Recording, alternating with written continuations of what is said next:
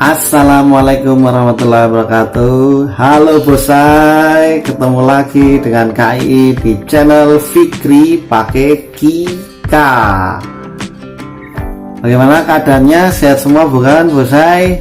Rekan-rekan para pejuang checklist biru serta para pejuang PPG dimanapun rekan-rekan semua berada di seluruh Indonesia. Ketemu lagi dengan saya Fikri, channel Fikri pakai Kika. Ya, di sini kita akan mengupas lagi berkenaan dengan ringkasan model pembelajaran berkenaan dengan UP. Jam ini masih dengan UP karena kita masih berjuang di akhir, yaitu pada uji pengetahuan. Jadi bagi angkatan 1 dan angkatan 2 selamat sudah berhasil melalui UP. Kita pasrahkan pada Tuhan Yang Maha Esa. Semoga doa-doa kita di langit dapat dikabulkan. Yang jelas kita sudah berikhtiar dan kita sudah berdoa. Sepenuhnya kita pasrahkan kepada Tuhan Yang Maha Esa. Kemudian bagi saudara-saudaraku, rekan-rekan semua bosai yang sudah subscribe, saya ucapkan terima kasih. Terima kasih, semoga tetap mendukung channel Fikri pakai Kika. Kemudian semoga channel ini tetap bermanfaat bagi kita semua, khususnya pada pendidikan. Jadi bisa dimanfaatkan, bisa digunakan untuk channel pendidikan dan edukasi serta kegiatan di lingkungan sehari-hari. Oh ya bosai, bagi yang belum sholat, yang agama Islam, silahkan sholat dulu, jangan sampai lupa dan jangan sampai bolong-bolong sholatnya kita, sehingga ketika sudah menonton video ini semakin berkah, barokah untuk diri kita sendiri dan untuk orang lain. Kemudian saya ucapkan terima kasih juga bagi yang belum subscribe dan yang masih mendukung channel ini. Semoga yang baru hadir, yang baru bergabung di channel ini langsung suka, langsung like, comment, and share. Oke, langsung aja kita akan membahas ringkasan dengan langkah-langkah pembelajaran yang ada pada soal-soal UP. Kemarin masih saya ingat di rangkuman yang sebelumnya itu sudah saya bahas, itu rangkuman PPG dari awal pembelajaran sampai akhir ketika UKIN, dan ini saya menambahkan, dan ini saya ambil dari googling ya, Mbah Google ya, kalau kita sudah tidak asing. Jadi tidak sepenuhnya ini valid, karena kalau di Google itu kan masih bisa berubah-ubah, tetapi paling tidak memberikan gambaran kepada kita untuk terus belajar dan mencari tahu kebenarannya, sebenarnya betul apa tidak, sesuai apa tidak, dan pemahaman-pemahaman yang sudah kita simpan di dalam pikiran kemudian kita terapkan pada pembelajaran, semoga bisa terkonek langsung atau terhubung dengan soal-soal yang keluar pada UP. Kalau kemarin sudah ada banyak sekali ya soal UP berkenaan dengan teori belajar, kemudian matematika ada beberapa berkenaan dengan hitung jarak, waktu, kemudian ada kecepatan, itu masuk juga. Di sini saya tidak akan membahas lagi, tetapi ingin membedakan untuk sedikit mencerahkan, tidak banyak mungkin ya, karena saya masih sedikit, jadi saya hanya membantu saja. Ini semoga bermanfaat. Ini ringkasan model pembelajaran. Jadi memang saya mencari sendiri. Seingat saya pada saat UP memang ada pembelajaran yang fenomenal sering keluar, yaitu PBL, Problem Based Learning, kita sudah tidak asing. Kemudian Project Based Learning, kemudian ada lagi Discovery Learning, kemudian Inquiry Learning, kemudian ada CTL. Ini CTL adalah Contextual Teaching Learning. Jadi ini model pembelajaran yang saya ingat dan saya temui. Saya tidak akan membahas soalnya seperti apa karena saya lupa. Yang jelas itu banyak sekali pemahaman kita diuji berkenaan dengan soal-soal UP. Kemudian yang tidak kalah baru bagi saya ini adalah kata-kata pembelajaran ekspositori. Nah, ini saya masih ingat sekali di soal-soal yang sudah beredar, yang mungkin rekan-rekan semuanya sudah belajar, sudah membaca, juga pernah melihat atau membaca ekspositori. Nanti kita akan sedikit membahas ekspositori ini karena saya juga ini berdasarkan googling dan saya kumpulkan di sini. Oke, kita mulai dari langkah pembelajaran dari PBL, Problem Based Learning. Nah, ini kita sangat penting sekali untuk memahami Problem Based Learning. Memang betul diawali dengan masalah, diawali dengan pertanyaan, sama juga nanti dengan project based learning, tetapi ada langkah-langkah atau sintak yang harus kita cermati dan kita harus tanamkan dalam pikiran dan dalam hati kita supaya kita tidak tertukar antara based learning dengan project based learning, problem based learning dengan project based learning. Yang pertama, ini langkahnya yaitu mengorientasikan peserta didik terhadap masalah. Jadi peserta didik diorientasikan, digambarkan, dikenalkan pada sebuah masalah, itu PBL. Kemudian yang kedua, mengorganisasikan peserta didik untuk belajar. Jadi di situ yang kedua itu mengorganisasikan, maksudnya gimana? Yang saya pahami berkenaan dengan ini ya, nanti bisa dikoreksi kalau saya salah di komentar, kolom komentar. Silahkan nanti rekan-rekan koreksi saja, tidak apa-apa, saya malah senang. Kalau yang saya pemahaman saya itu mengorganisasikan, yaitu kita akan mengarahkan peserta didik pada kegiatan apa. Apakah mengamati mengamati gambar, atau menyimak video, atau langsung berdiskusi, atau langsung dibuat kelompok. Lah, ini adalah mengorganisasikan. Itu sepemahaman saya seperti itu.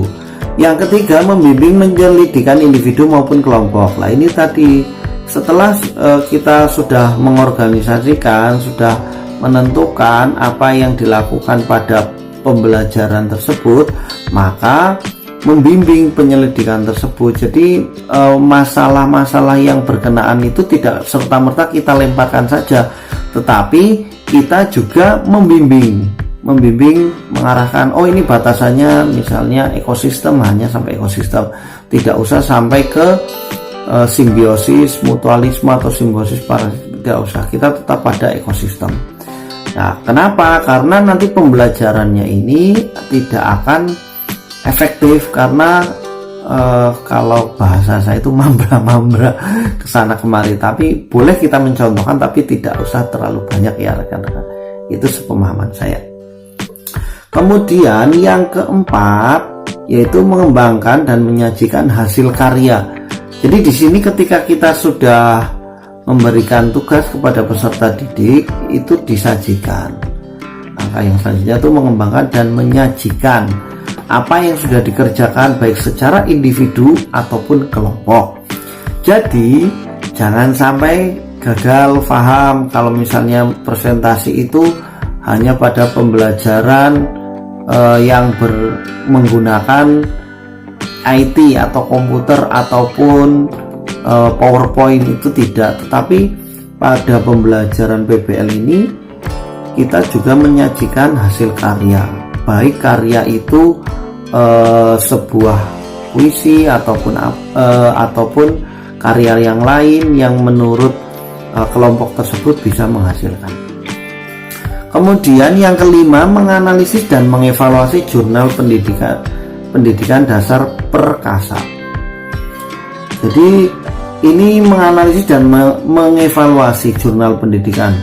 Nah, ini tadi saya jelaskan, menganalisis ini adalah apa yang sudah dikerjakan, apa yang sudah dilewati langkah-langkah sintaks ini, kemudian kita analisis dan evaluasi apakah sudah sesuai dengan materi pembelajaran, apakah sudah sesuai dengan IPK, kemudian indikator pencapaian kompetensi, kemudian apakah sudah sesuai dengan tujuan pembelajaran, apakah sudah sesuai dengan kegiatan inti. Nah, di situ pada soal UP juga, apa kegiatan inti pada pembelajaran berbasis masalah atau problem based learning. Itu juga sepertinya saya pernah masih ingat lah, tapi kegiatannya itu tidak ingat, tapi pertanyaannya seperti itu kurang lebihnya. Barangkali ada perbedaan pada UP angkatan 1 dan 2, pasti ada.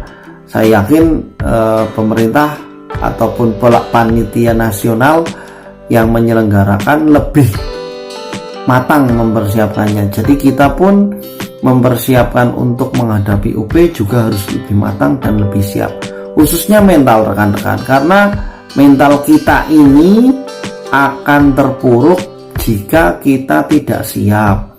Misalnya kita memikirkan jaringan, kita memikirkan laptop, kita memikirkan pengawas yang terus mengawasi kita. Tidak, jangan dijadikan itu sebuah beban mental, tetapi itu dijadikan sebagai motivasi kita untuk memperkaya diri menggunakan ilmu pengetahuan dan juga teknologi yang ada.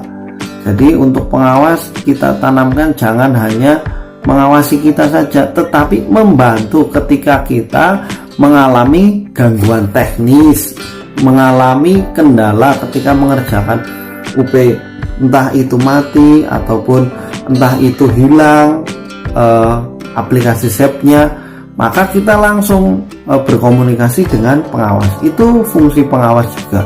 Jadi tidak hanya mengawasi kita ketika mengerjakan, tetapi membantu kita dalam kendala-kendala yang kita temui.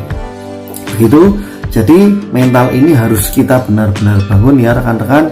Jangan sampai kita tumbang sebelum berjuang. Begitu. Saya lanjutkan yang selanjutnya, yaitu langkah pada pembelajaran project based learning. Nah, ini tadi hampir sama, memang berkenaan dengan masalah juga. Tapi ini menentukan pertanyaan dasar. Ini menentukan pertanyaan dasar yang berkenaan dengan materi ajar yang akan kita sampaikan. Jadi jangan asal ketika kita memberikan atau menentukan pertanyaan dasar ini. Sama halnya ketika dalam UP itu ditentukan langkah awal ketika problem based learning, project based learning. Ya ini kadang letot-letot ya. Project based learning ini apa langkah awalnya, begitu ya kan. Nah, ini kita menentukan pertanyaan dasar, kemudian membuat desain proyek. Jadi di sini proyek, jadi bukan produk. Ini kadang kita salah persepsi antara proyek dengan produk. Kalau proyek itu kegiatan, kalau produk itu bentuk barang. Jadi pada project based learning ini kita sebenarnya dituntut pada langkah-langkah. Nah, langkah-langkah menentukan sebuah solusi masalah pembelajaran. Jadi kita dibuat desainnya seperti apa, proyeknya, kemudian menyusun penjadwalannya, dilakukannya seperti apa, kemudian yang keempat memonitor kemajuan proyek. Jadi langkah-langkah tersebut kita monitor, sama sebenarnya hampir sama tadi dengan problem based learning. Tapi kalau problem based learning itu kita membimbing, kalau ini memonitor dengan membimbing hampir sama sebenarnya, tetapi kegiatannya berbeda. Kemudian yang kelima, penilaian hasil. Jadi penilaian hasil ini tetap ada pada sebuah pembelajaran, kemudian evaluasi pengalaman sama sebenarnya. Tetapi pada project based learning ini ditekankan pada langkah-langkah suatu proyek ini, rekan-rekan. Jadi kegiatannya apa, bukan pada produk. Kita produk, jadi saya ingatkan lagi rekan-rekan, bos saya semua, produk dan proyek itu berbeda. Produk itu barang, kalau proyek itu sebuah kegiatan. Gitu. Selanjutnya pembelajaran yang berikutnya adalah model pembelajaran discovery learning. Sekali lagi rekan-rekan, ini saya tidak jadikan patokan saya menyampaikannya betul ataupun saya merasa pintar, saya merasa bisa, tapi saya hanya menjelaskan dan menerangkan apa yang sudah saya temui pada UP. Jadi ini adalah discovery learning yang ketiga. Jadi nanti silahkan rekan-rekan semakin mencari, ingin tahu, rasa ingin tahunya semakin dalam. Jadi apa saja yang harus saya pelajari lebih terfokus dan terarah. Yang pertama, discovery learning ini stimulasi atau stimulation atau stimulus. Ini nyerempet dengan pembelajaran yang behavioristik. Ini nyerempet sekali karena behavioristik ini memberikan stimulus, kemudian respon itu ada. Nah, ini biasanya discovery learning ini sangat cocok sekali dengan teori belajaran behavioristik. Nah, kemudian bagaimana bentuk soalnya? Yang saya ketahui sama juga ketika kita dalam kelas, dalam pembelajaran menemui masalah. Waktu itu kalau saya tidak salah berkenaan dengan pembelajaran daring, itu siswa mengalami kesulitan, gangguan jaringan, gangguan kuota, itu sampai seperti itu juga. Saya kalau tidak salah masih ingat seperti itu. Lah, bagaimana kita menyikapi berhubungan dengan pembelajaran discovery learning ataupun nanti berkenaan dengan pembelajaran contextual teaching learning. Jadi kita benar-benar harus paham ini rekan-rekan tentang model pembelajaran. Saya sendiri sebenarnya juga saya tidak tahu hasilnya, semoga hasilnya baik karena saya waktu itu mengerjakan, ya alhamdulillah lancar sinyal, kemudian tidak terkendala, ya semoga juga hasilnya lulus, amin. Begitu juga dengan rekan-rekan yang belum melaksanakan UP, semoga diberikan kemudahan dan hasilnya lulus semuanya, amin amin ya rabbal alamin. Kemudian data collection, ini ada pengumpulan data. Dua dulu, problem statement, pernyataan identifikasi masalah. Nah, ini sebenarnya hampir semua pembelajaran berbasis pada masalah karena siswa, peserta didik ataupun anak kita yang sudah kita bimbing itu akan semakin berkembang pengetahuannya ketika dihadapkan dengan masalah. Jadi semakin banyak masalah yang dihadapinya, maka dia akan semakin banyak berpikir. Itu seperti itu. Kemudian kita ambil statement ataupun identifikasi masalah yang memang benar-benar sesuai dengan perkembangan peserta didik dan juga yang ada di lingkungan sekitar. Nah, jangan terlalu tinggi ataupun jangan terlalu luas jangkauannya. Misalnya kalau kita bisa mengarahkan, misalnya di situ ada lingkungan sekitar, ya kita lingkungan sekitar. Sama halnya dengan bentuk soalnya itu ringan-ringan, sebenarnya bacaannya tidak terlalu panjang yang saya alami, tetapi bentuknya pemahaman. Jadi saya harapkan rekan-rekan jangan sampai menyesal ketika kita belajar yang saya pelajari tidak keluar, tapi paling tidak kita paham. Jadi ketika kita paham dengan model pembelajaran, materi, modul, maka bentuk soal seperti apapun kita bisa menjawab dengan benar. Kemudian data processing, ini pengolahan data. Tadi pengumpulan data sudah, kemudian data diolah, diproses. Jadi tidak hanya serta-merta pengumpulan data kemudian pembuktian, tidak, tapi kita melalui proses baru verification, pembuktian, kemudian mengeneralisasi atau memberikan kesimpulan pada keseluruhan yang sudah dipelajari peserta didik. Itu adalah sintak atau langkah model pembelajaran discovery learning, rekan-rekan. Jadi silahkan nanti dicari lagi sumbernya, jadi jangan terpaku hanya pada saya saja ya rekan-rekan. Yang berikutnya itu syntax inquiry learning. Ini langkahnya mengidentifikasi kebutuhan siswa. Nah ini juga sepertinya saya keluar ini. Jadi langkah pertama ketika pembelajaran inquiry learning kalau salah itu. Nah ini mengidentifikasi kebutuhan siswa. Kemudian yang kedua seleksi pendahuluan terhadap konsep yang akan dipelajari. Ini pendahuluan penting, persepsi itu penting. Ini terhadap konsep yang akan dipelajari. Jadi berhubungan dengan konstruktivisme ini, membangun ini sebenarnya. Kemudian seleksi bagian materi yang akan dipelajari. Jadi diseleksi lagi, dipilih lagi apakah sesuai apa tidak dengan kebutuhan peserta didik. Kemudian menentukan peran yang harus dilakukan masing-masing siswa. Nah ini mungkin bisa menggunakan role playing, kolaborasinya dengan inquiry. Kemudian melakukan penjagaan terhadap kemampuan awal siswa terkait materi yang akan diberikan. Jadi sekali lagi ya rekan-rekan, ini langkah-langkahnya saja dibacalah, tidak perlu dihafalkan. Saya yakin kita sudah menjadi guru, sudah menjadi pengajar, sudah menjadi pendidik itu tidak 1-2 tahun saja. Saya yakin kita sudah lama, jadi kita juga bisa belajar model seperti peserta didik yang lain, misalnya dengan audio atau visual atau dengan catatan atau dengan yang lain. Maka kita terapkan saja. Kalau saya belajarnya saya baca ulang-ulang, tahu-tahu nyangkel dewek. Yaitu model pembelajaran inquiry learning, langkah-langkahnya. Yang selanjutnya ini ada CTL atau contextual teaching learning.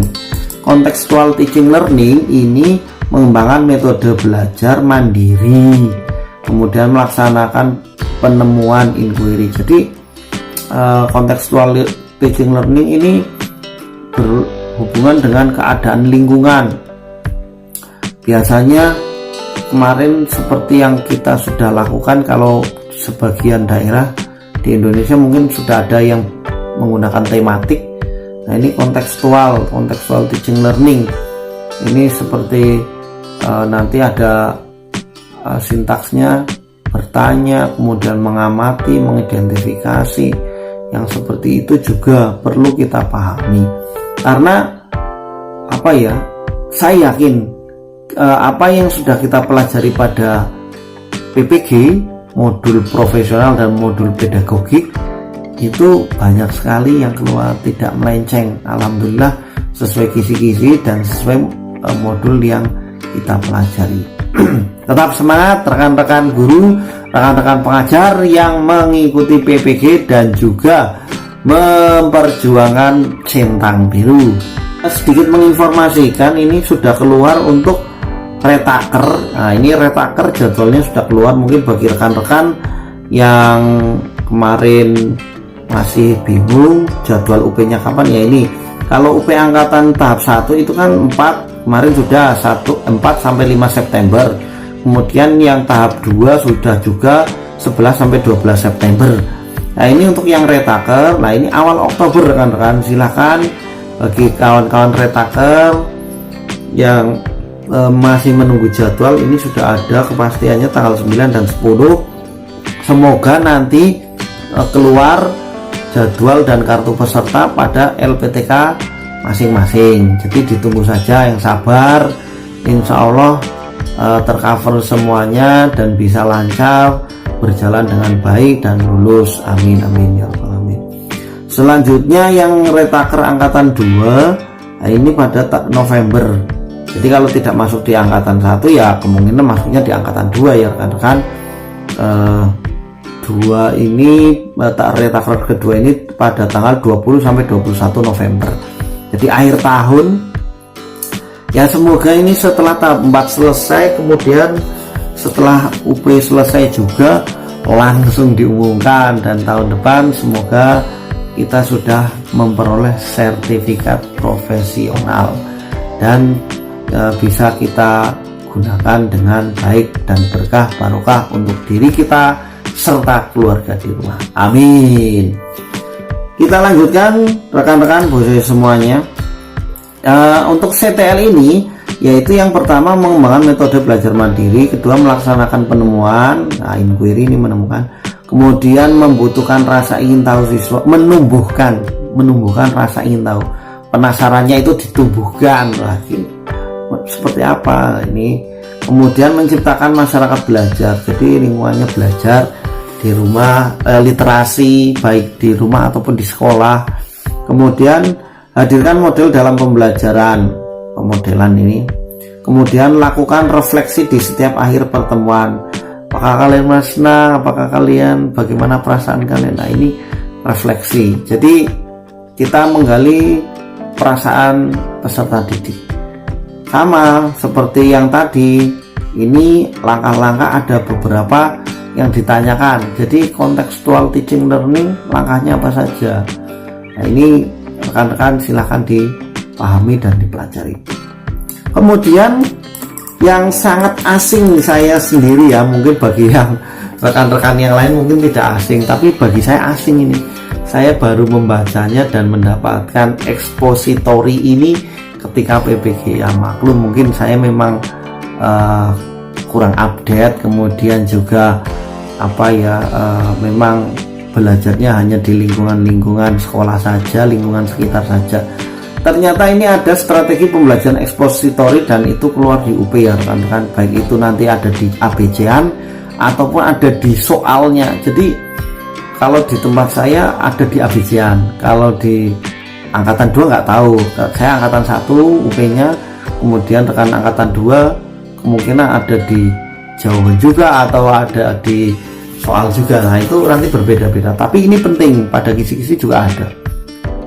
Expository ini pembelajaran expository adalah strategi pembelajaran yang menekankan pada proses penyampaian materi secara verbal dari seorang guru kepada sekelompok siswa dengan maksud agar siswa dapat menguasai materi pelajaran secara optimal.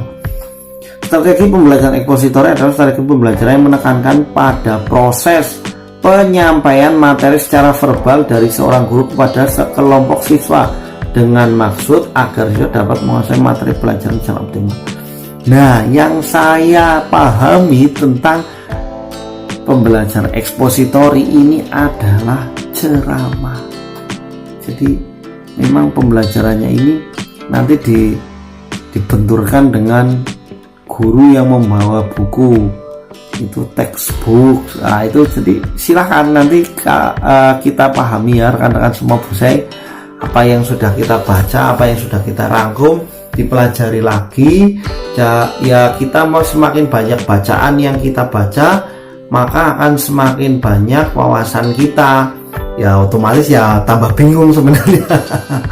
Tapi paling tidak ini adalah memberikan gambaran kepada kita rekan-rekan, oh ternyata ada pembelajaran ini, kemudian sintaksnya, kemudian langkah-langkahnya apa saja kita pahami. Ya begitu saja ya rekan-rekan. Ini saja, terima kasih yang sudah subscribe, like, komen, dan share. Dan juga jangan lupa tetap semangat, tetap berjuang, jangan loyo, jangan kendor. Kita semua lulus di 2021 ini. Di akhir tahun ini semoga mendapatkan kado terindah untuk diri kita dan keluarga tercinta. Itu ya rekan-rekan. Terima kasih semuanya. Jangan sampai lupa untuk menjaga kesehatan diri dan keluarga. Karena COVID belum berakhir, tetap kita menjaga protokol kesehatan. Terima kasih, sampai jumpa. Dadah.